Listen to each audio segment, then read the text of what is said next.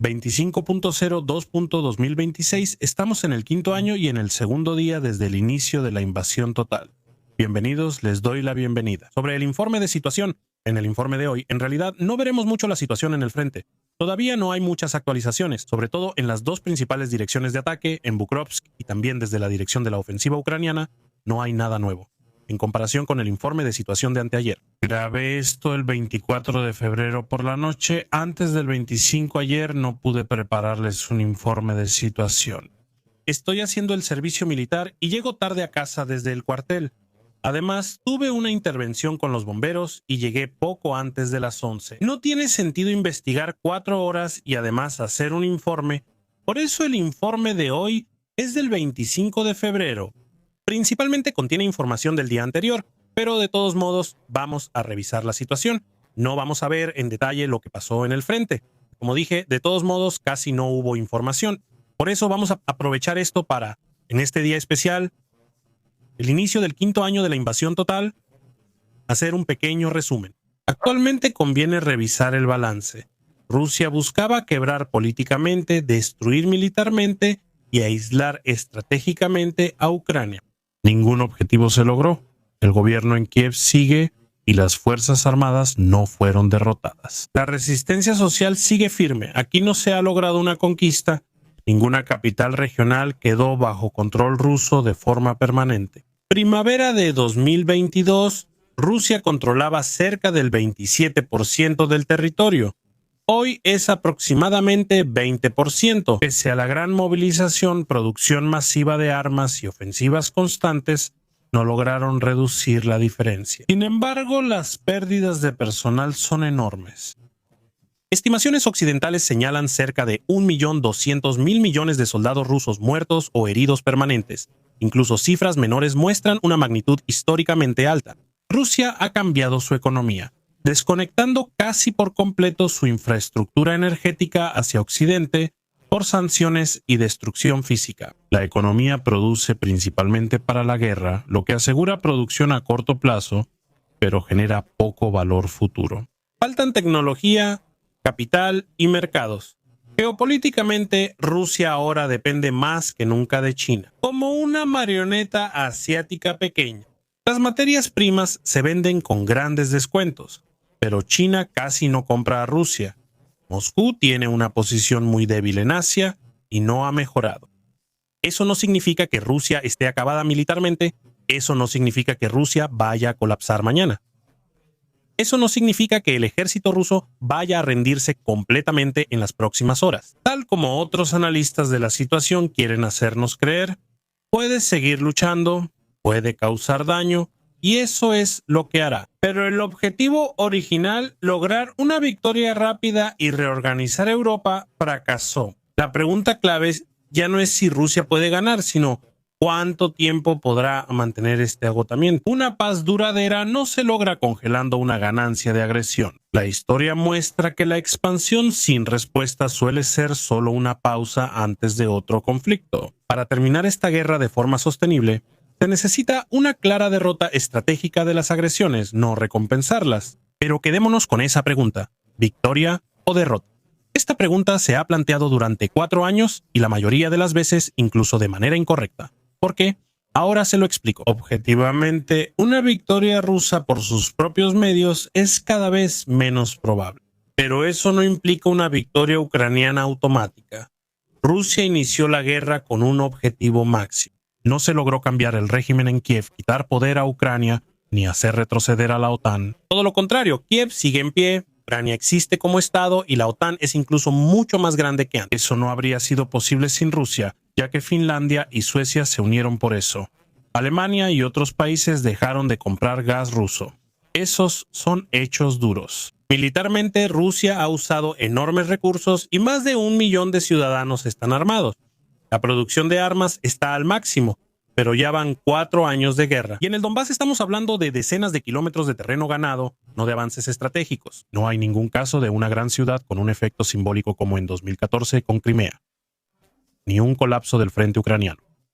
Nada de eso se ve. El precio es muy alto, ya que hay más de 1 millón de bajas, como se ha anunciado. Cientos de miles de inválidos y de personas que han dejado el país Mientras la demografía cae, la natalidad es muy baja y el mercado laboral está vacío. Solo quien puede trabajar está en la industria armamentista o en el frente, por lo que la economía opera en modo de guerra. El sector armamentista y el de las flores están en auge. ¿Por qué el sector de las flores? Pues solo hay que ver los cementerios. Son los únicos del sector civil que realmente siguen ganando dinero, y mucho dinero, con esta guerra. Los sectores civiles siguen estancados excepto el sector de las flores. Las reservas se están agotando, los impuestos aumentan. Incluso, China invierte mucho menos de lo esperado y ya no puede compensar este déficit desde Occidente. Eso no muestra a una potencia en ascenso, sino a un país que apostó todo y perdió.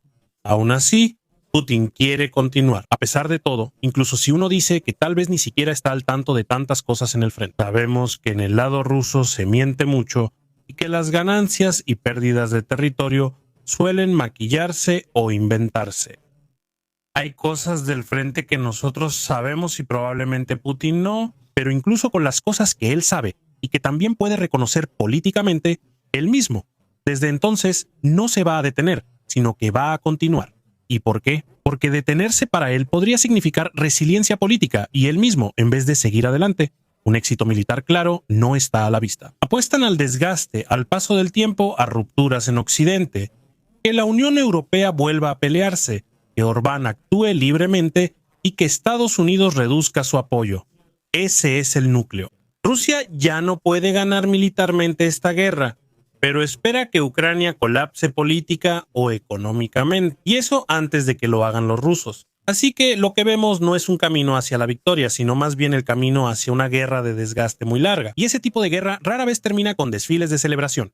Por lo general, termina en un estado en el que todos los involucrados están debilitados militarmente, económicamente y, sobre todo, socialmente. Ese es el escenario actual. Según el bloguero ruso del Frente Volt 8, los resultados de la guerra son, cito, sinceramente mediocres. Él describe un ejército dirigido por corrupción, amiguismo y acuerdos internos.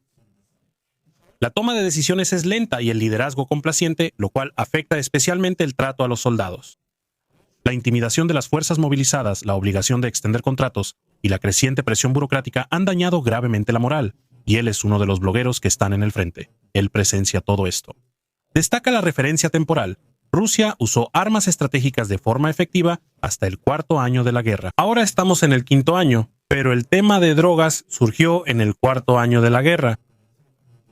Y no fue sino hasta el 4º año de la guerra que se empezó seriamente a combatir la corrupción en el complejo militar industrial. Así que es un proceso que se ha prolongado muchísimo, y eso es indirectamente también un reconocimiento de deficiencias estructurales. 4 años de guerra y aún persisten errores organizativos, según su declaración.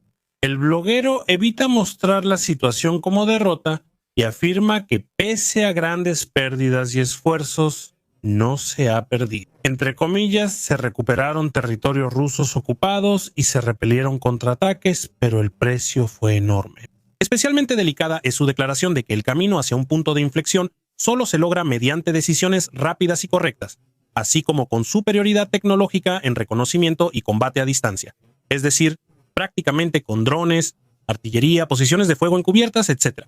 Los ataques masivos de infantería dejaron de ser viables tras 2024. Es sorprendente que apenas lo noten. Aún así, esas opiniones son interesantes porque vienen del mismo bando prorruso, no de la oposición. No es una crítica pacifista, sino una evaluación desde la perspectiva de un partidario de la guerra que está en el frente y del lado del agresor. Y precisamente ese balance resulta mucho menos triunfal de lo que sugiere la retórica oficial, pero el subtexto es claro. La guerra no está decidida, los costos son enormes. Incluso en el propio bando aumenta la impaciencia por la corrupción ineficiente, lentitud estratégica. Así que hemos visto que las cosas no avanzan realmente rápido en el frente. Entonces, ¿qué se hace cuando no se puede avanzar en el campo de batalla y la gente empieza a notarlo? Así es, solo difunden mentiras para justificarlo. Putin afirma ahora que Ucrania planea usar algún tipo de componente nuclear, que él mismo no puede describir concretamente contra Rusia. Por supuesto, no hay pruebas concretas. El primer ministro británico declaró de inmediato que no hay ninguna base para tales acusaciones. Ese tipo de declaraciones siguen, por supuesto, un patrón conocido que todos conocemos. Moscú usa la retórica nuclear desde hace años como presión estratégica, no como amenaza inmediata. El mensaje va dirigido principalmente a las capitales y ciudadanos occidentales, no tanto a Ucrania. La consigna es: la escalada es posible, manténganse al margen. Cuando se mencionan supuestos planes de sabotaje contra Turk Stream o Blue Stream en el Mar Negro, esto se amplía. Rusia construye una imagen en la que no se presenta como agresor, sino naturalmente como una posible víctima amenazada por el terrorismo, el sabotaje o incluso componentes nucleares. Es notable un fenómeno recurrente. En el pasado, a las acusaciones rusas sobre supuestos actos de sabotaje ucranianos a menudo precedían narrativas propias o campañas de información preparadas. Eso genera problemas de interpretación. Si es retórica disuasoria, movilización interna o preparación de medidas, casi nunca se aclara de antemano. Estratégicamente, la declaración cumple varios propósitos. Justifica medidas más severas, mantiene alto el nivel de escalada en el discurso y al mismo tiempo pone a prueba la reacción de Occidente. Mientras más reaccionen o se intimiden los gobiernos occidentales, mayor será el dilema político. No hay indicios sustanciales de eso.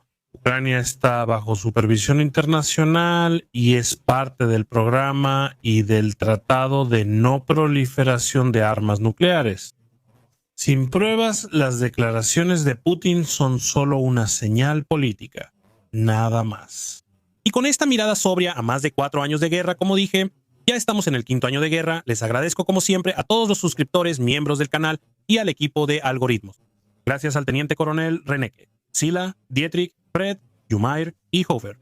Suscríbanse, den like y comenten. Hasta el próximo informe.